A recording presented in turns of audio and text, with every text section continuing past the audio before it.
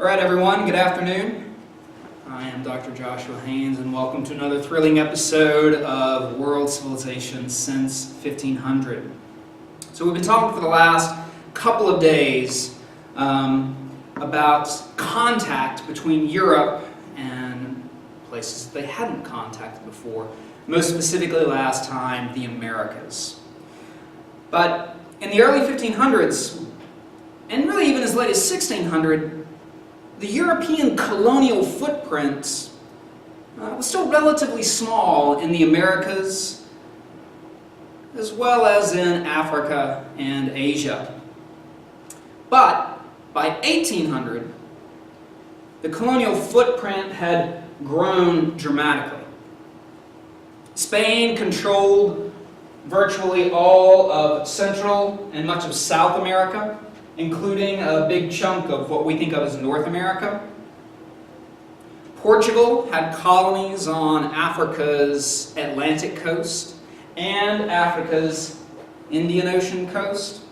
Portugal also had a big chunk of South America, plus a major colony in India. France had colonized several Caribbean islands, also a little chunk of South America, plus some Pacific islands. The Dutch had several colonies in the Indian Ocean, as well as islands in the Caribbean, and again, a little chunk of South America. Great Britain controlled parts of North America, some Caribbean islands, several Pacific islands, plus a colony in Australia. The British company even controlled large parts of India. That's a lot of colonization, a lot of empire building. So, how are we to get our heads around such massive change?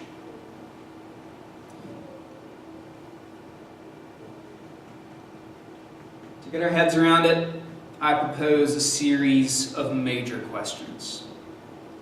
First, why did Europeans colonize from the 1500s through the 1700s? And what are some of the consequences of colonization? Just because Europeans made contact with the Americas and with Asia and the Pacific Islands didn't necessarily mean they had to settle permanent colonies there. So why colonize, and what are some of the consequences? Question 2.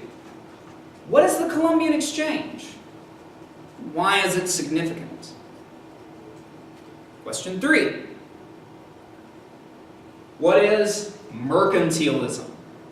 What is mercantilism? And how did it shape colonization? Question number 4. What are some of the character-defining features of Spanish, Dutch, French, and English colonization in the Americas? So, I'll walk you through some brief case studies, and I'll point out some of the character-defining features as I do that. And finally, this question is a little bit cut off at the bottom, but basically, final question number 5, how did Spanish, Dutch, French, and English colonization differ? There's lots of ways in which they're similar, but there's also some major differences. Now, let's start with some general responses to question number 1. Why colonize? Why colonize?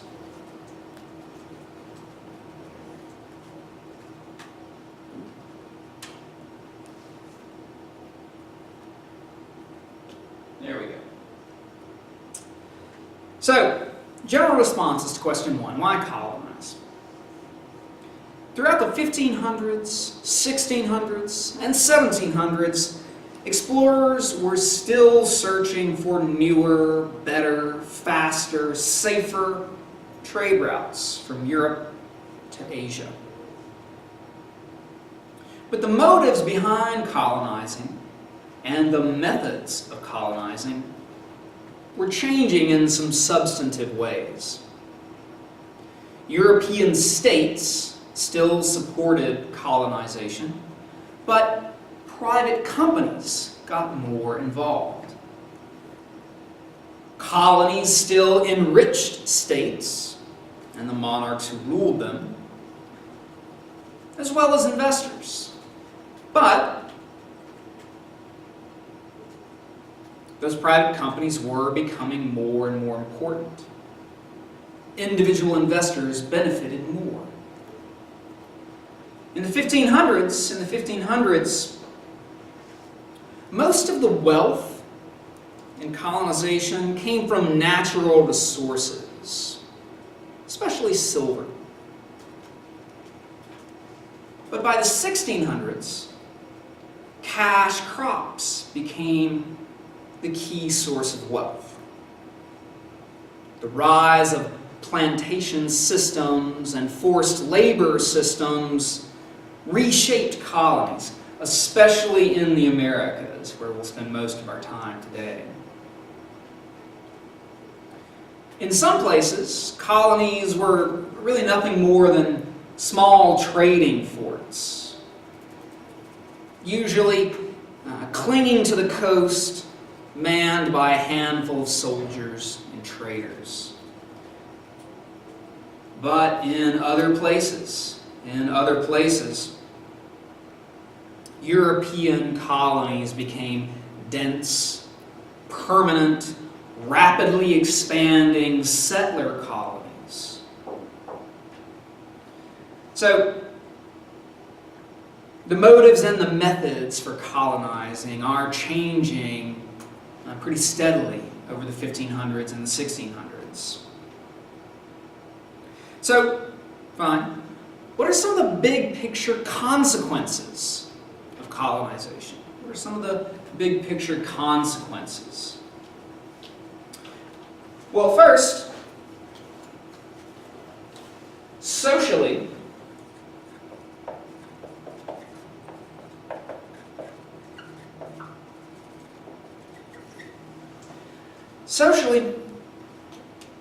one of the most important and the longest lasting consequences of colonization was the creation of new forms of inequality. European states imposed new systems of social control based on new ideas about human difference. That is, Europeans began to develop the concept of race. And they enforced racial hierarchies, racial inequality, in culture and in law. And you can really see that in your readings for today. Now,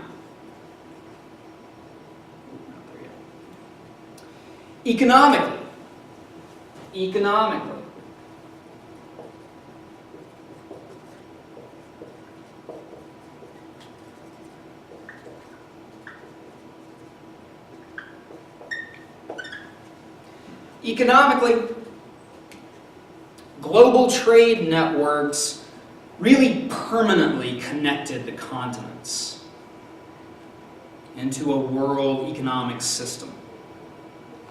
Goods flowed in ever higher volume.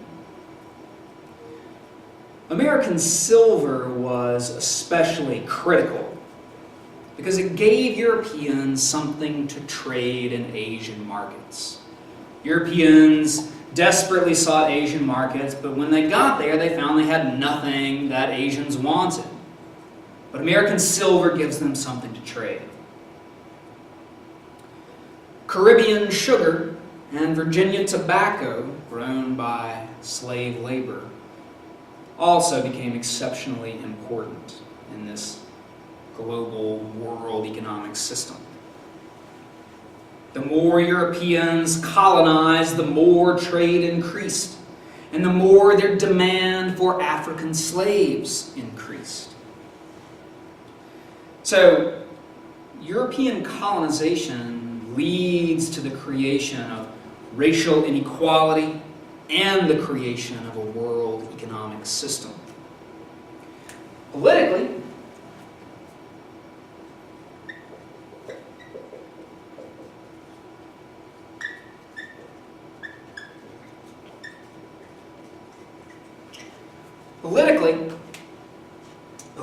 the rush to colonize provoked several European states into long-running wars with one another.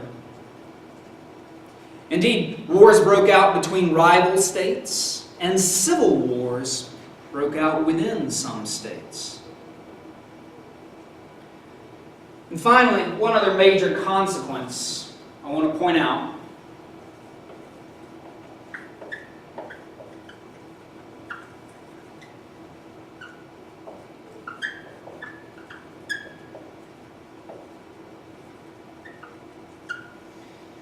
One other major consequence that I want to point out is environmental. Environmentally, European colonization had incredibly far-reaching, permanent, and unintended consequences. Historians refer to the far-reaching, largely unintended environmental consequences as the Columbian Exchange. I will argue that the Columbian Exchange is the most important trend in human history. Which, I mean, the most important thing ever in world history. Like, that's a big claim, right? Fine, allow me to support my claim with evidence. First, a thumbnail definition, then the reasons why I think the Columbian Exchange is so important. So, definition. The Columbian Exchange is the cataclysmic reintroduction of Europe and the Americas and the biological exchange of plants, animals, and diseases that followed. The Columbian Exchange is the cataclysmic reintroduction of Europe and the Americas in 1492, and the biological exchange of plants, animals, and diseases that followed. And I think the Columbian Exchange is the most important trend in world history, human history. I'll give you 3 reasons why I think that's true. First, Columbus made landfall in 1492, and within 200 years, 95% of the indigenous population had perished, mostly from European diseases. That is the greatest loss of life ever in human history. That alone would be astonishingly important. But I'll give you a second reason the Columbian Exchange is so important. Reason number 2.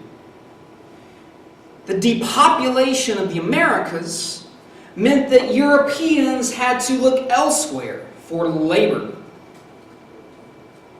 Labor to work the mines and the plantations of the Americas. You don't need a PhD in history to figure out that Europe turned to Africa for labor. And the largest forced migration ever in human history resulted. And again, that alone would be incredibly important. But there's still more. Reason number 3. Europe was the first power to systematically exploit the vast natural resources of the Americas. Europe accumulated untold wealth by extracting those natural resources. And that vast wealth shifted the balance of global power in Europe's favor for 500 years and counting. So I think there's a credible case to be made that the Columbian Exchange really is the most important trend in world history, human history. Now, as I hinted last time when we talked about Spanish conquest of the Aztec Empire, the most important part of the Columbian Exchange is the exchange of diseases. So I'm going to spend a couple minutes thinking about diseases in particular. Without European diseases, the majority population of the Americas would still be indigenous. Right? In some parts of the Americas, like central Mexico and Bolivia, the majority population is indigenous. But in most of the Americas, the majority population is not. Diseases, including the measles, influenza, and the big one, smallpox, killed some 95% of the indigenous population of the Americas. Now, when epidemic diseases inflicted devastating, catastrophic loss of life on indigenous peoples, Europeans tended to view that as a divine intervention. Right? A benevolent God swept away the heathens to make room for Christian dominion. Today, of course, epidemiologists explain the impact of disease on Americas pretty differently.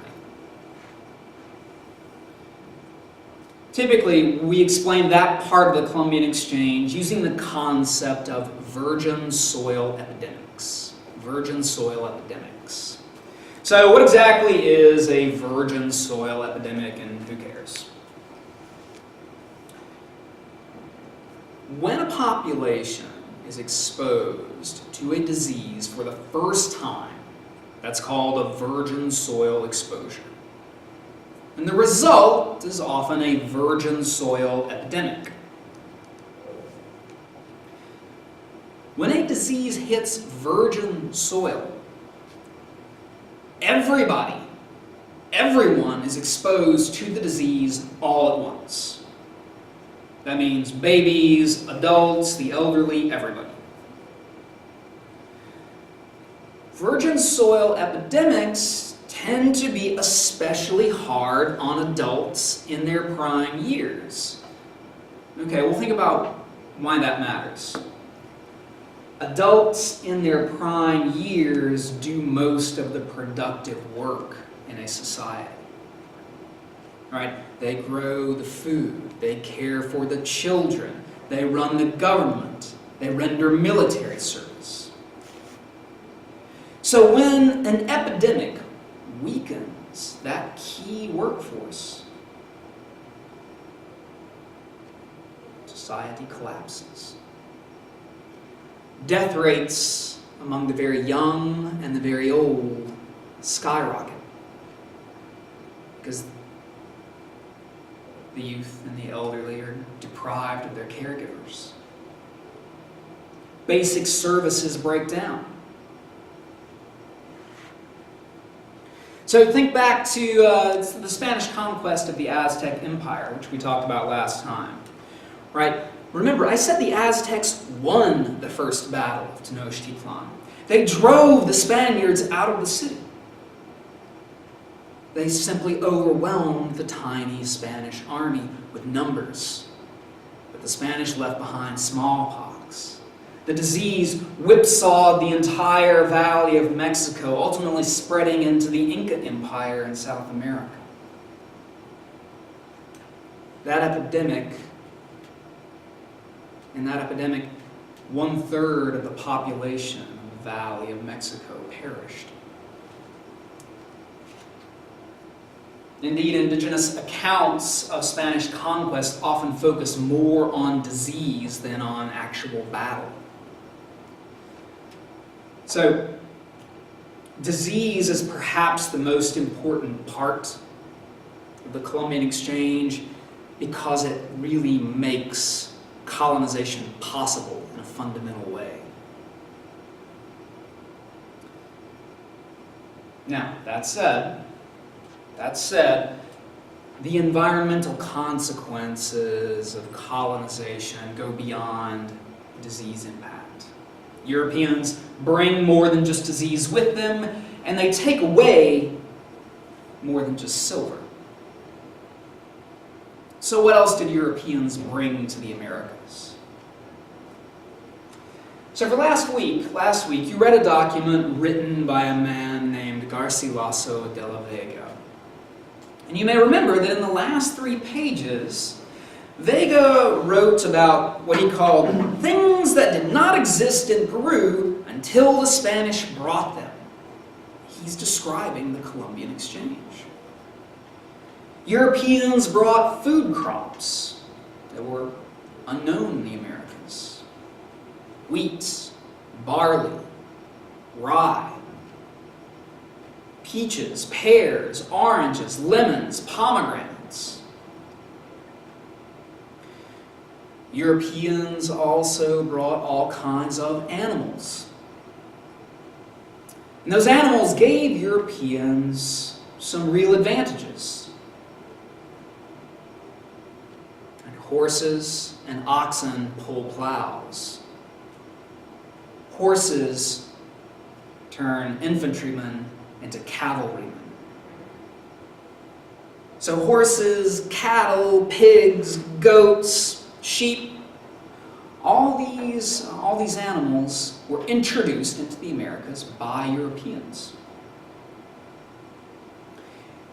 European livestock changed entire ecosystems. These animals churned the soil with their hooves, destroy creekside ecosystems where they go to water, denuding vegetation with their grazing.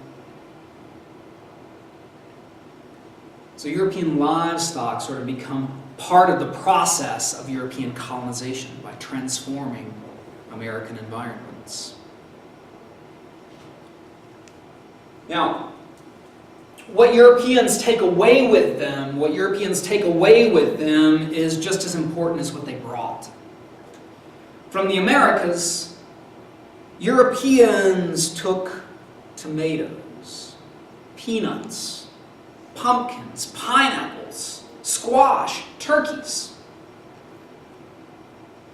and most importantly, maize, corn, and potatoes. Maize and potatoes quickly became staples of the global diet. The improved diet led to a population boom in Afro-Eurasia. And that population boom only intensified pressure to colonize the Americas. People stuck in overcrowded, poverty-stricken European cities sought escape to the settler colonies of the Americas. That population boom also allowed Europeans to enslave Africans for generations without completely depopulating that continent.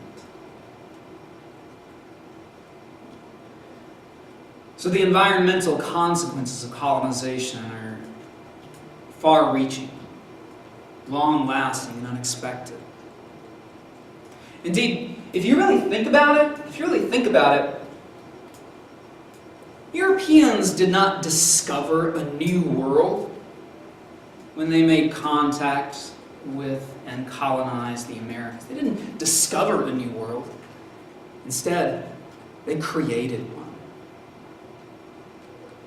Colonization reshaped the world socially through the creation of new kinds of racial inequality, economically through the creation of a world economic system, politically through the rise of European nation-states and their devastating global wars, and environmentally through the Columbian Exchange. Now we'll spend the rest of today, plus the next couple of meetings, leading up to Exam 1, coming to grips with these big picture social, economic, political, and environmental consequences of colonization.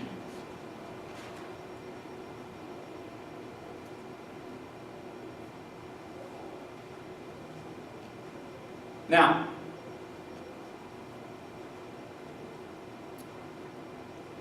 one of the key ideas sort of underpinning colonization was mercantilism. So I'm not going to spend a lot of time on it, but I want to draw your attention to the idea.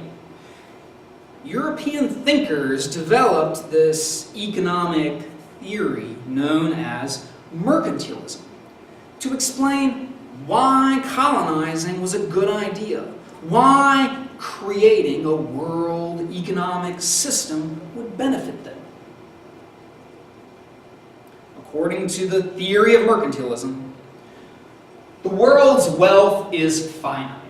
There's only so much wealth in the world. So the only way for your country to grow rich is to take wealth from other countries. And wealth must be measured in silver and gold. So, to get rich, a mother country must build colonies, then extract raw materials from those colonies. And in turn, the colonies serve as markets for manufactured goods created in the mother country. That way, the mother country imports as little as possible and exports as much as possible.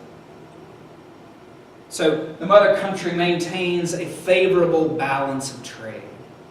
Export as much as possible, import as little as possible.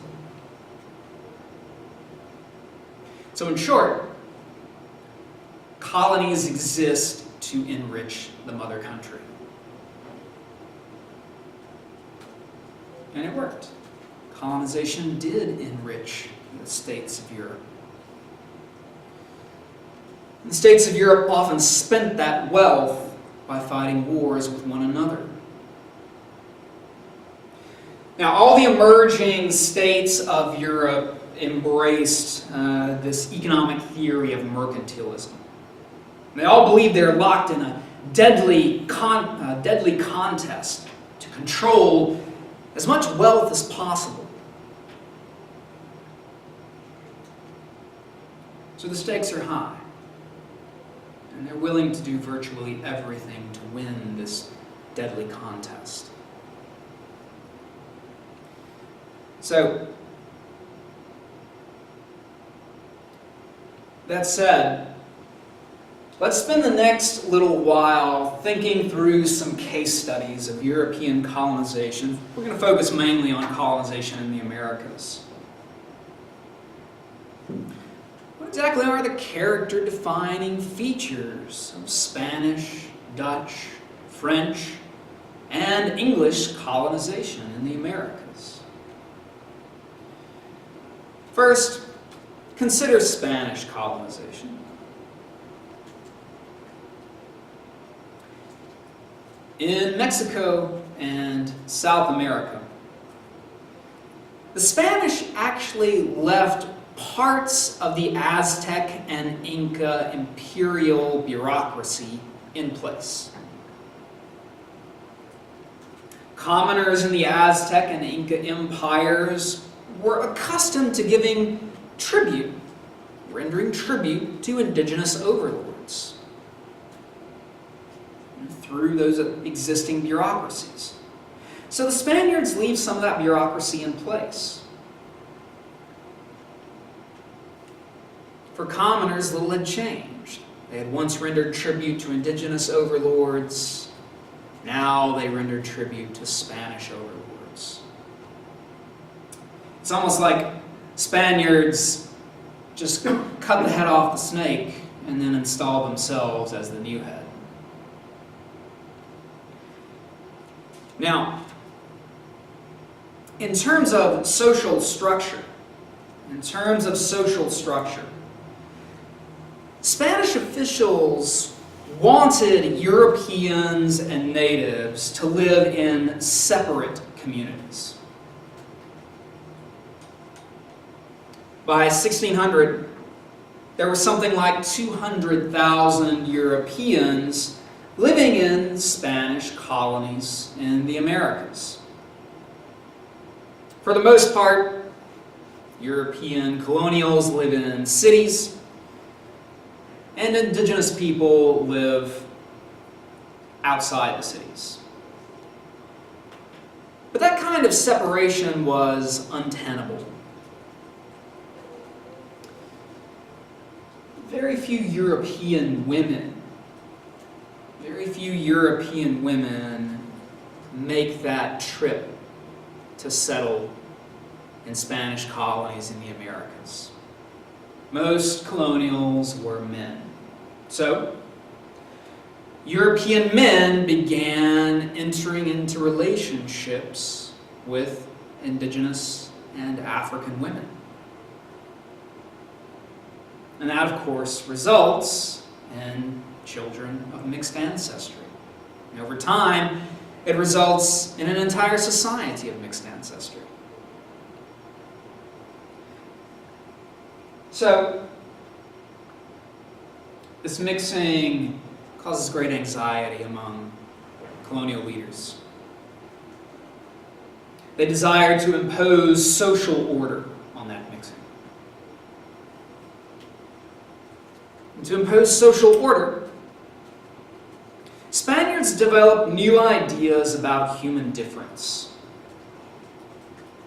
They created a long list of racial categories, and they assign every individual to one of these racial categories. This complex new racial hierarchy was known as the Sistema de Castas, or the caste system. So just as one example, your textbook notes that as early as 1600, there was already a distinct category known as mestizos, people of mixed Spanish and indigenous ancestry. So, pretty early on, in Spanish colonies, you can see new kinds of racial thinking and new kinds of racial inequality emerging.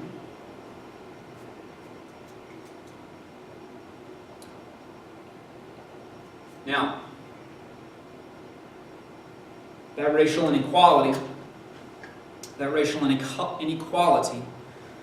was tied very closely to the emergence of a world economic system.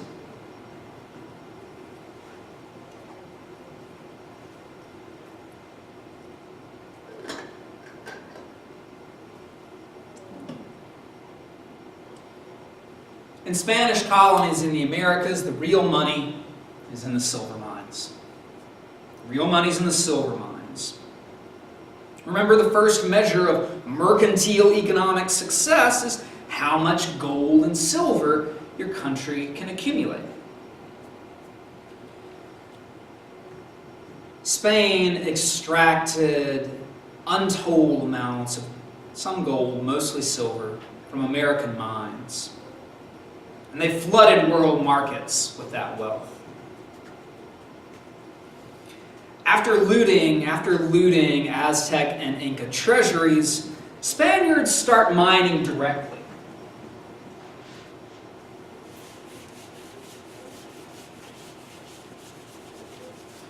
In 1545,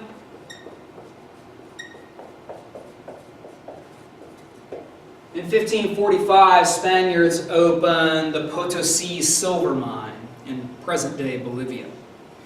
And in 1546,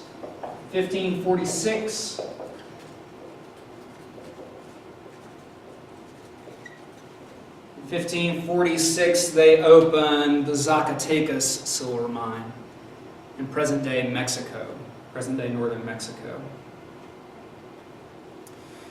These two mines are the richest silver mines on planet Earth, Potosi in particular.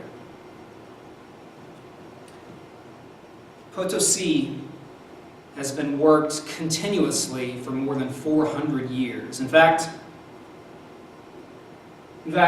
indigenous people in modern-day Bolivia still mine Potosi. They're still extracting silver.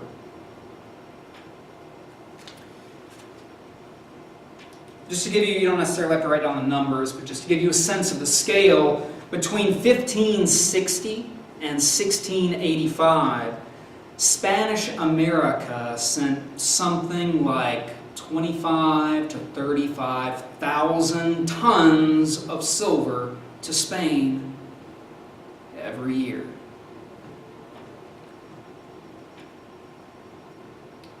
That figure doubled throughout much of the 1700s.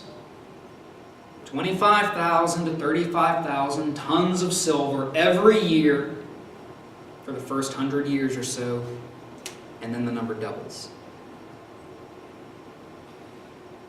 That seemingly endless supply of American silver made Spain fabulously wealthy. Spanish colonial silver mines really epitomize the new world economic system. Now, as you know from reading one of your documents for the day, mining really depended on indigenous labor. Right, at first, indigenous workers were enslaved. Later on, they're controlled through a system of debt peonage. One of the key things to get across is just how dangerous mine work was. And I think your document for the day does get that across. It's backbreaking, dangerous labor. Mortality rates in the mines, like Potosi and Zacatecas, were just staggering. So, as Spain gorged itself on American silver and the lives of American laborers, other Europeans joined the rush to colonize. Now,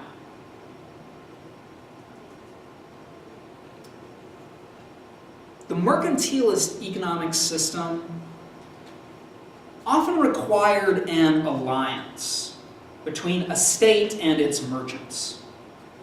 Right? Merchants need a state and its monarch to protect their interests. And monarchs rely on the trade of merchants to fill the state's treasury with tax revenues. So there's often an alliance between the state and merchants. Monopoly chartered companies are the most visible examples of that kind of collaboration. So, for example, in your textbook, you will read about the Dutch East India Company and the Dutch West India Company. So, this is an image of the Dutch West India Company's headquarters, built in the 1640s, by the way. The building is for rent. If you happen to be looking for office space in Amsterdam, check it out. The Dutch West India Company was a joint stock company founded in 1621. common people could buy shares of stock in the company, and that helped spread the risks and the rewards of the venture. The Dutch government granted the company a charter that gave it a monopoly on Dutch trade in the Americas, what they called the West Indies, right? So they're a chartered company because it's a private company chartered by the government, and it's a monopoly because that charter gives the company exclusive monopoly rights to trade in what they call the West Indies, or what we would call the Americas. The government even subsidized the company for a period of years. And it gave the company a kind of truncated political sovereignty. So the company can act kind of like government. Right? The company can build forts, appoint governors, maintain armies, and wage war against indigenous people. The reason I bring your attention to the Dutch West India Company in particular, and monopoly chartered companies in general, is this. Other mercantilist states copy this monopoly charter company model. These, what we would call public-private partnerships, become pretty common. Indeed, the Dutch West India Company largely led Dutch colonization in North America. Dutch fur traders working for the company set up trading forts right in here, what we would consider upstate New York. Right up here, they called it Fort Orange, but it's present-day Albany, New York. And of course, down here on the island of Manhattan, what in the fullness of time would grow into New York City. These Dutch traders in present-day New York traded firearms and other goods with the local Iroquois people. And we talked about the Iroquois people a couple of weeks ago. In 1626, the Dutch West India Company founded New Amsterdam as a trading hub on the island of Manhattan. Right here at the mouth of the Hudson River. Of course, New Amsterdam ultimately became the site of present-day New York City. But New Amsterdam became sort of quickly the biggest Dutch settlement in the Americas. Now, as you can see, Dutch colonial interest in North America stayed pretty small. Right? Dutch interests were really focused on Asia. So, and in fact, really, they give up their colonies in North America to the English in 1664. So we're not going to spend too much time on the Dutch. Instead,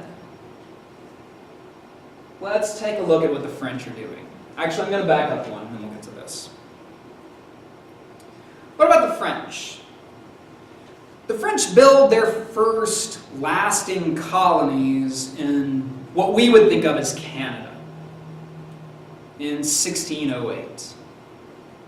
So, right here at Quebec, and a couple more along the St. Lawrence River. The St. Lawrence is the modern-day border between the U.S. and Canada.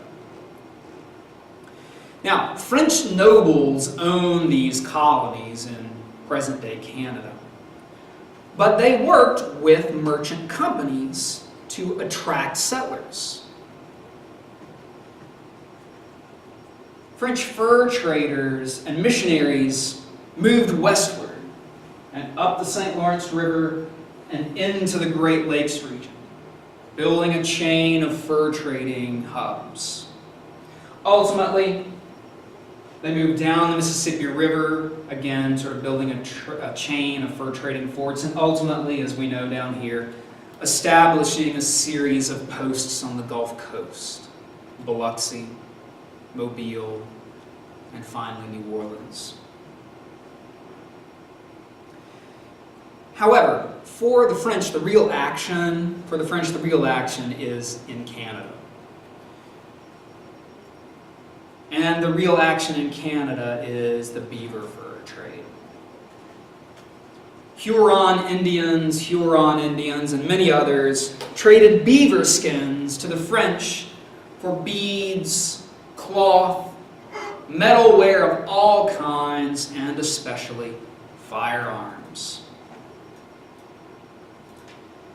However, the prospect of trading cheap trinkets for beaver pelts, which are basically just overgrown rat skins, that's not attractive to settlers. So, French Canada had difficulty attracting settlers. Even so, they were absolutely obsessed with the wealth to be made on beaver pelts. And you can get a sense of that from this 18th century map of French Canada. So here's the map. This is what's known as a cartouche. And if you blow up the cartouche, right, they've literally drawn this image of this massive beaver colony, these huge beaver dams and beaver lodges, and hundreds of little beavers running around. I know they look like weird lion dog mutants. Trust me, they're beavers. So they're obsessed with beavers. But the prospect of the beaver trade has limited potential to attract settlers. Most of the settlers in French Canada were young men. And many of them became coureurs de bois, or what in English would be called runners of the woods. So for your notes, just write down runners of the woods. Why? Because they're spending a lot of their time in native communities.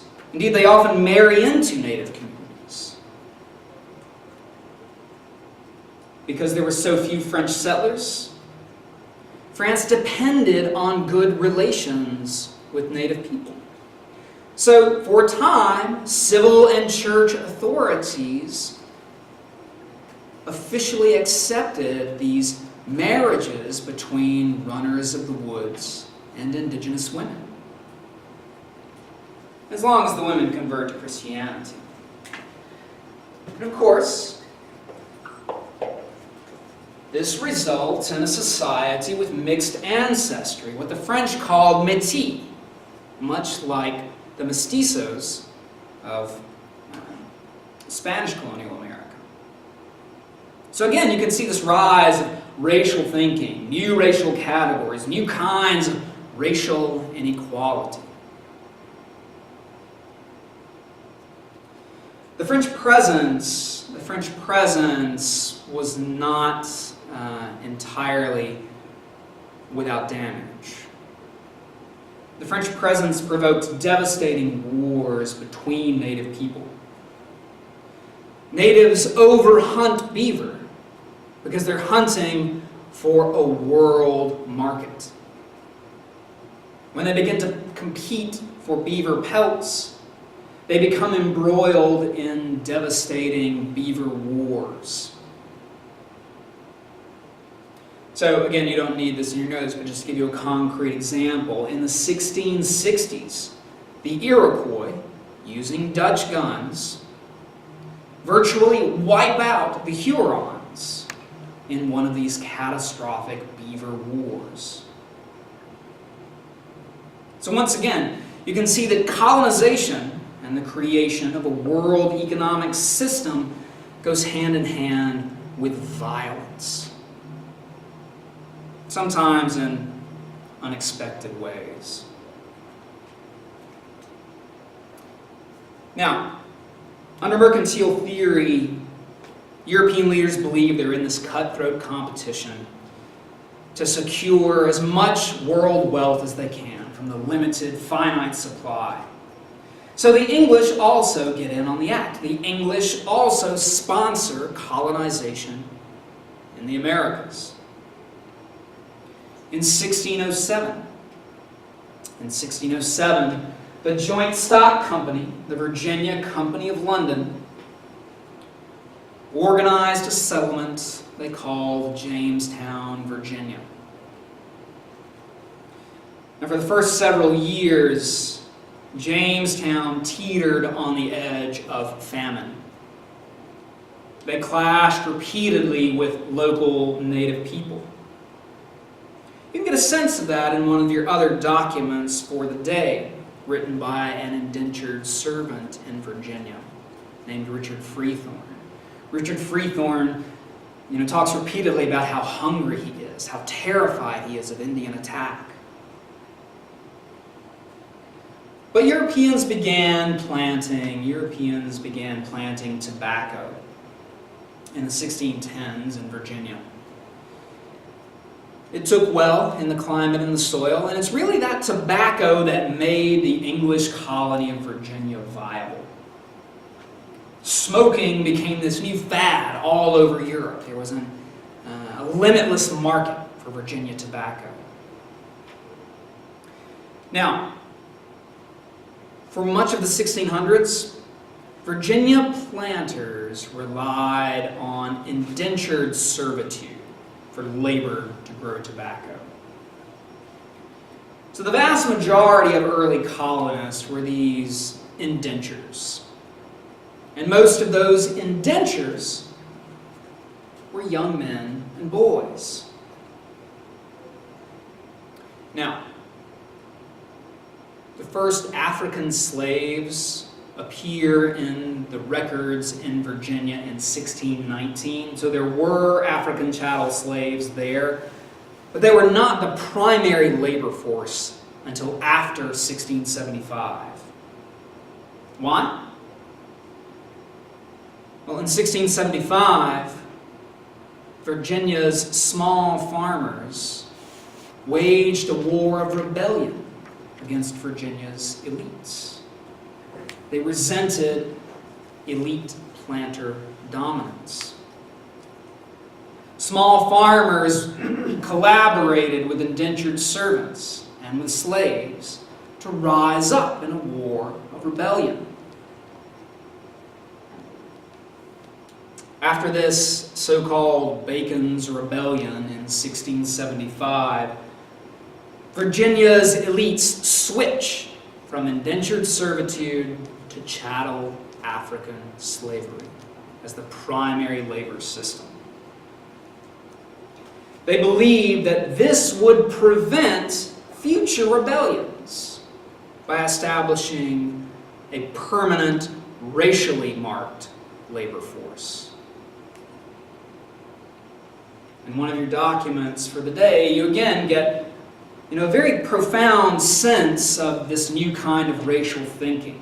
Right, a Virginia law from 1669, just a few years before the rebellion, makes it legal for a slave owner to kill his slave by defining that slave as wholly owned labor force. Property, not person. So again, big picture, colonization is driving new kinds of racial thinking, new kinds of racial inequality enforced in culture and in law. That racial thinking goes hand in hand with creating a new world economic system.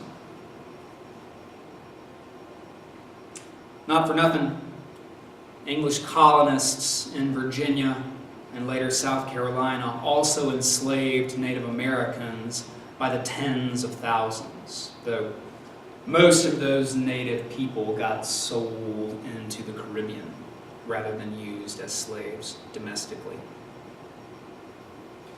So once again, you can see in Virginia, violence, the creation of a world economic system, and new forms of racial inequality all emerge together.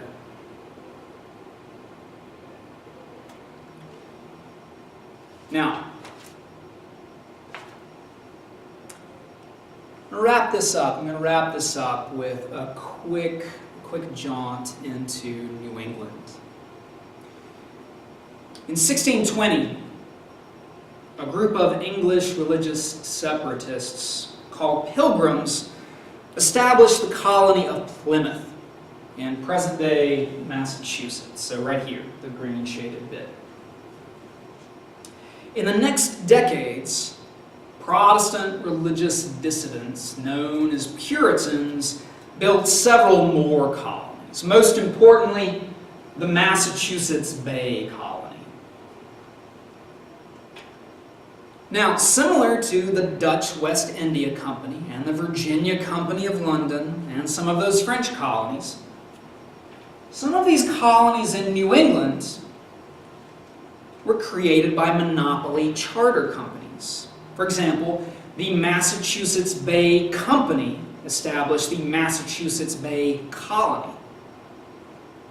So the Crown, the English Crown, gave companies like Massachusetts Bay a charter that allowed them to exercise some of the functions of government.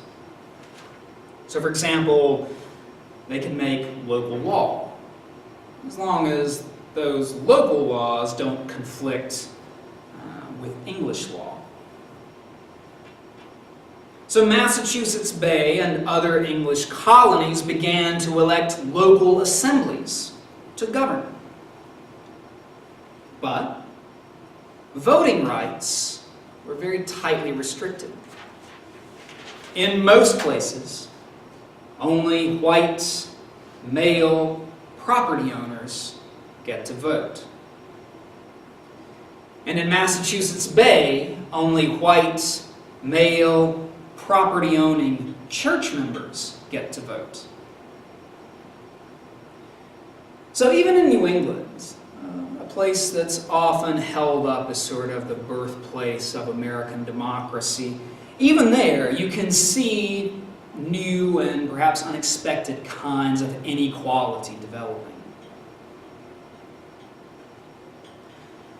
So, to conclude, all European colonization was similar in that it reshaped the world socially, politically, economically, and environmentally. New forms of inequality emerged based on race. European states used wealth extracted from the colonies to strengthen themselves. A world economic system emerged, and colonization furthered the Columbian Exchange.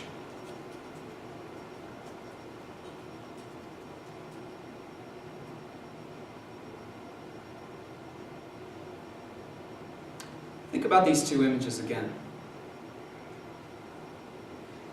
It's unsettling to acknowledge that the kinds of racial and economic inequality fostered by colonization, starting in the 1500s, have really endured into the present day. So, think about that. And we'll see you next time.